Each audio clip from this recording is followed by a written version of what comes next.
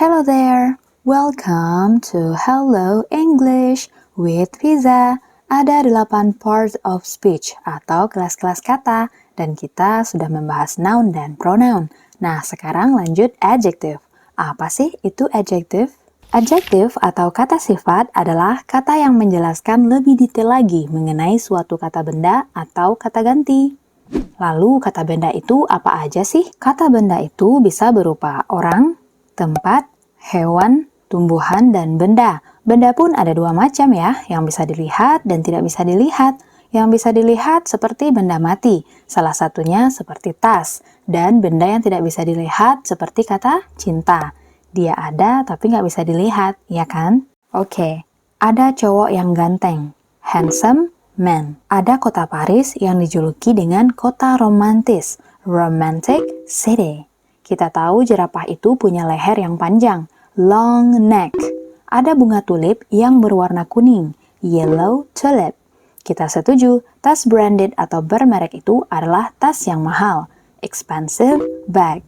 Lalu ada cinta, dan kamu setuju nggak sih terkadang cinta itu buta atau blind love. Nah, kata handsome, romantic, long, yellow, expensive, dan blind, ini semua adalah kata sifat yang menjelaskan lebih detail lagi pada kata man, city, neck, tulip, bag, dan love yang merupakan noun atau kata benda. Nah, sekarang coba tambahkan kata sifat untuk gambar ini. Cewek ini kelihatannya sedih, so we can say she is sad, right? Lalu ada beberapa orang lagi tertawa. Sepertinya mereka happy, senang. So we can say they are happy. Kata sad dan happy di sini adalah ya, kata sifat. Sad menjelaskan she atau si cewek yang lagi bersedih. She adalah pronoun atau kata ganti. Kemudian they are happy. Happy menjelaskan they atau mereka. They juga pronoun atau kata ganti. Jadi jelas ya, adjective digunakan untuk menjelaskan noun atau pronoun. Sampai di sini ada pertanyaan? Ada kak, aku tuh kadang bingung kak, kok bahasa Inggris itu suka terbalik-balik kak? Contohnya saja tadi nyebut cowok ganteng, itu kok handsome man, bukan man handsome? Bahasa Indo kan cowok duluan kak, bukan ganteng yang duluan. Hehe, good question. Pertanyaan yang bagus. Kamu bingung? Wajar kok, itu dikarenakan bahasa Inggris memiliki akar bahasa yang berbeda dengan bahasa Indonesia. Jadi, struktur kalimat dan tata bahasanya juga berbeda. Salah satunya adjektif ini. Untuk itu, kita belajar biar paham, apalagi adjektif ini yang paling banyak kita pakai sehari-hari. Yuk simak penjelasannya. Yuk! Tahukah kamu, posisi adjektif itu pada dasarnya ada 2 macam loh, yaitu attributive dan predicative. Kita lihat yang pertama, ada attributive. Adjektif ini posisinya terletak sebelum noun. Contohnya handsome man tadi.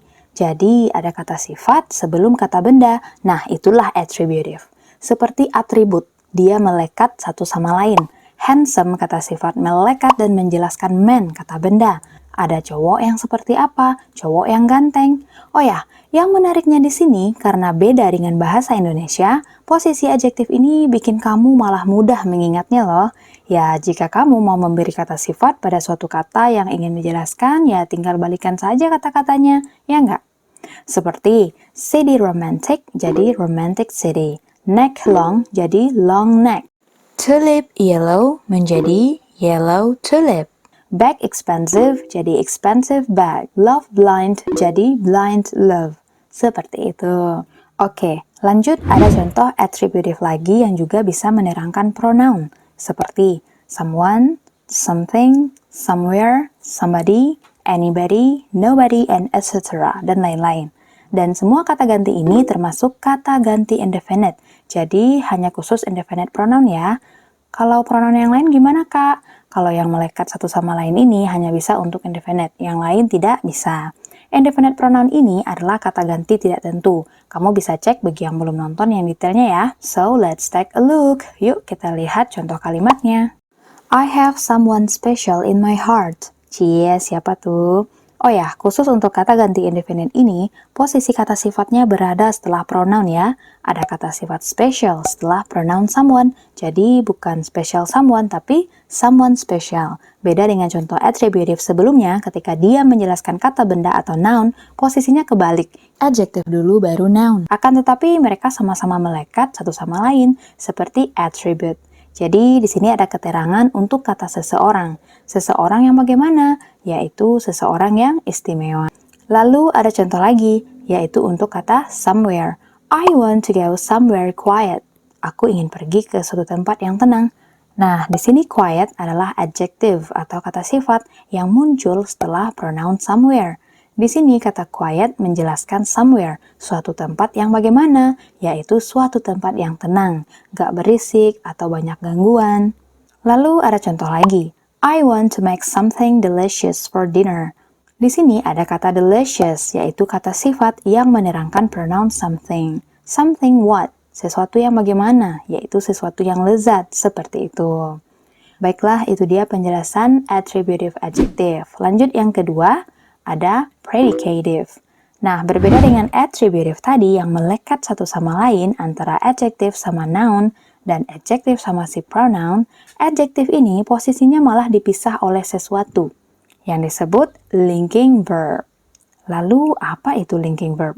Linking verb adalah salah satu kata kerja yang berfungsi untuk menghubungkan subjek kalimat dengan informasi tentang subjek itu.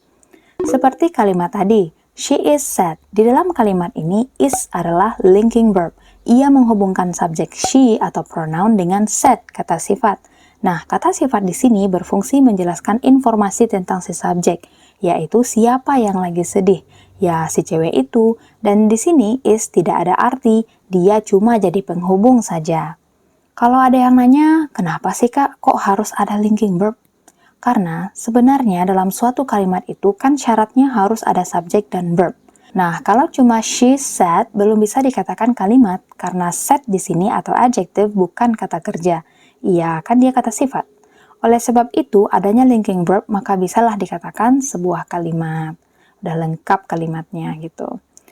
Next, untuk kalimat they are happy, are adalah ya linking verbnya. Setelah are ada kata sifat happy atau senang yang menjelaskan keadaan atau gambaran they atau mereka, yaitu di sini sebagai pronoun as a subject. Lalu, apakah linking verb itu cuma is dan are saja? Bukan hanya itu ya. Ternyata selain to be, am, is, are, was, and etc. dan lain-lain, juga ada linking verb yang berhubungan dengan panca indera atau sense of verb seperti sound, taste, look, feel, smell, dan linking verb yang berhubungan dengan keadaan seperti become, grow, keep, get, prove, stay, remain, seem, appear, and etc. dan lain-lain. Jadi kata-kata ini semua termasuk linking verb yang memisah kata sifat dengan noun atau pronoun. Agar lebih jelas, yuk kita lihat contoh. Yang to be udah, sekarang linking verb yang berhubungan dengan panca indera. Yang pertama ada kata sound. How does it sound? It sounds bad. Itu terdengar buruk, itu bunyinya buruk. Di sini sounds adalah linking verb yang berada di tengah kata sifat bad dan kata ganti it. It di sini adalah subjek kalimat. Kata sifat bad di sini menjelaskan it yang mengacu ke suara musik. Seperti di gambar, ada suara trompet yang dimainkan oleh anak cewek dan suara drum oleh anak cowok. Jadi, apanya yang buruk? Ya, suara musiknya. Lanjut kata taste. How does the ice cream taste? Gimana rasa es krim itu? It tastes delicious. Di sini taste adalah linking verb dan delicious atau enak menggambarkan atau menjelaskan it atau rasa es krim itu. Lanjut ada kata look. You look so beautiful today. Di sini ada kata look sebagai linking verb di antara kata beautiful yang menjelaskan si you atau kamu. Jadi siapa yang cantik? Ya kamu. Lanjut feel. Tasha felt sleepy after eating 2 plates of fried rice. Di sini felt adalah linking verb, bentuk kedua dari feel yang ada di antara kata sleepy atau adjective yang menggambarkan atau menjelaskan si Tasha. Jadi siapa yang ngantuk? Ya, si Tasha. Terakhir ada smell. How does the soup smell? It smells nice. Di sini juga ada smells as a linking verb yang ada di antara nice dan it. Nice adalah kata sifat yang menjelaskan it. It di sini mengacu ke sup. Gimana aroma supnya? Ya, baunya enak atau baunya sedap, seperti itu. Nah, sudah selesai untuk panca indera. Agar kamu lebih paham, kita lanjut ke contoh linking verb yang berhubungan dengan keadaan.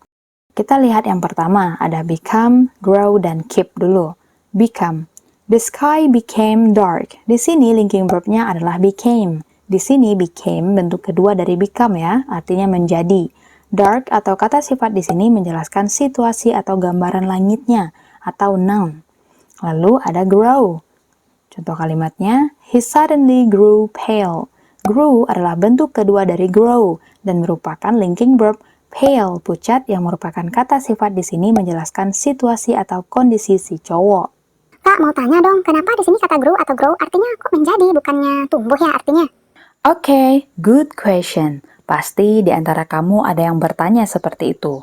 Nah, begini, di dalam bahasa Inggris, suatu kata memiliki banyak arti dan fungsi, seperti grow. Selain artinya tumbuh, dia juga punya arti menjadi. Iya, menjadi. Linking verb di sini punya fungsi untuk nerangin kondisi atau keadaan si subjek.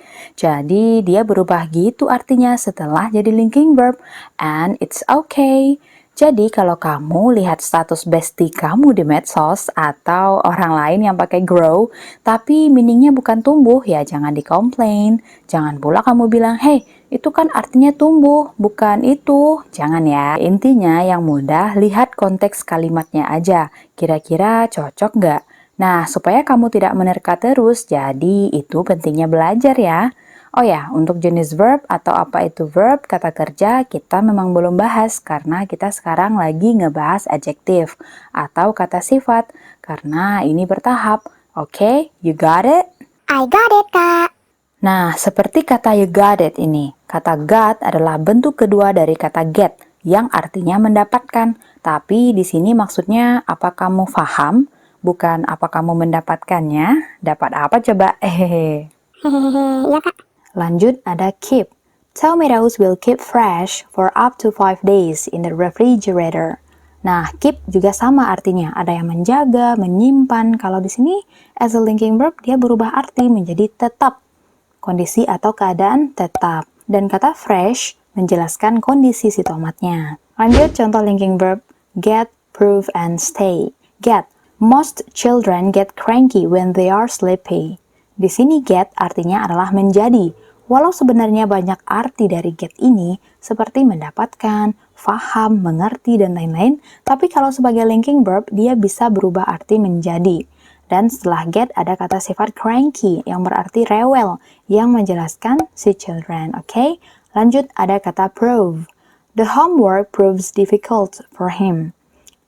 Prove adalah linking verb, lalu ada kata difficult setelahnya yang menjelaskan homework atau PR. Jadi ada PR. PR yang seperti apa? PR yang sulit. Lanjut, stay. We can stay happy after this breakup. Kita bisa tetap happy habis putus ini. Stay di sini adalah linking verb yang berada di antara kata sifat happy yang menjelaskan subjek we atau pronoun. Jadi siapa yang Tapi habis putus? Ya kita, hehe. Lalu yang terakhir untuk kata remain. The door remained closed. Di sini linking verb remain berada di tengah antara closed, kata sifat, yang artinya tertutup. Apanya yang tertutup? Ya, the door-nya atau si pintu. Lanjut ada seems. He seemed intelligent. Jadi di sini ada linking verb seemed yang ada di antara kata sifat intelligent yang menerangkan he atau dia. Siapa yang tampak cerdas? Ya dia. Lalu yang terakhir ada appear. The weather appears nice. Di sini appear punya arti yang sama dengan seem dan look. Jadi apa bedanya? Ya itu cuma variasi kata saja. Kamu bisa gunain look, bisa seem, dan bisa appear. Cuma kata look lebih informal dan lebih digunain dalam sehari-hari. Setelah appear, seperti biasa ada adjective atau kata sifat nice yang menjelaskan si weather atau cuaca. Jadi apanya yang bagus? Ya cuacanya. Nah seperti itu ya. Nah, itu dia tadi predicative adjective yang selalu disela oleh linking verb. Jadi, linking verb di sini cuma jadi penghubung saja antara kata sifat yang menjelaskan si subjek. Gimana, mudah ya memahaminya? Lanjut, kita akan membahas ketentuan yang perlu kamu tahu dan catat dong. Jadi, ada beberapa adjektif atau beberapa kata sifat yang hanya bisa digunakan dalam predicative adjective saja, tapi tidak bisa digunakan dalam attributive adjective. Kata-kata itu adalah afraid, alone, awake, ashamed, asleep, alive, and alright. Jadi, kata-kata ini hak paten punya si predicative. Kita lihat contoh. She seems afraid. Kamu tidak bisa bilang, she is the afraid girl. Dia adalah gadis yang takut. No, tapi kamu bisa ganti dengan, she is a frightened girl. Dia adalah gadis yang penakut. Lalu, he is alone. The alone person? No. Lalu, the baby is awake. The awake baby? No. She feels ashamed. The ashamed girl? No. They are asleep. The asleep people? No. He was alive. The alive man? No. My brother is alright. The alright brother? No. Baiklah, itu dia tadi catatan pentingnya. Semoga bisa kamu bedain dan gunainnya dengan sesuai. Oke, lanjut kita ke quiz time.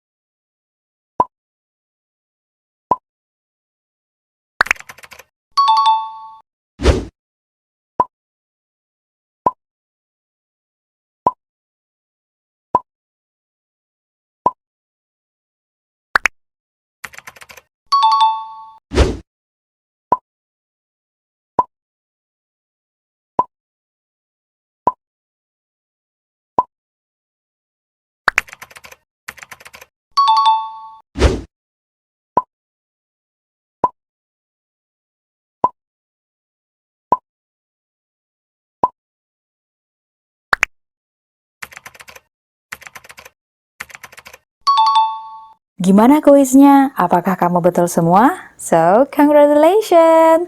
Bagi yang belum betul, silahkan diulangi lagi materinya ya. Baiklah, sudah selesai membahas apa itu adjektif dan posisi adjektif di suatu kalimat. Next, kita akan membahas macam-macam adjektif. Seperti biasa, sebelum berpisah, ada quotes yang bagus nih untuk kamu. Kali ini dari Winston Churchill. A pessimist sees the difficulty in every opportunity. An optimist sees the opportunity in every difficulty. Yang artinya, orang pesimis melihat kesulitan di setiap kesempatan. Orang optimis melihat kesempatan di setiap kesulitan. Kamu orang yang mana nih? Semoga bermanfaat. Tungguin video selanjutnya. Semoga selalu dimudahkan belajar bahasa Inggrisnya. And keep learning. Thank you for watching and bye-bye.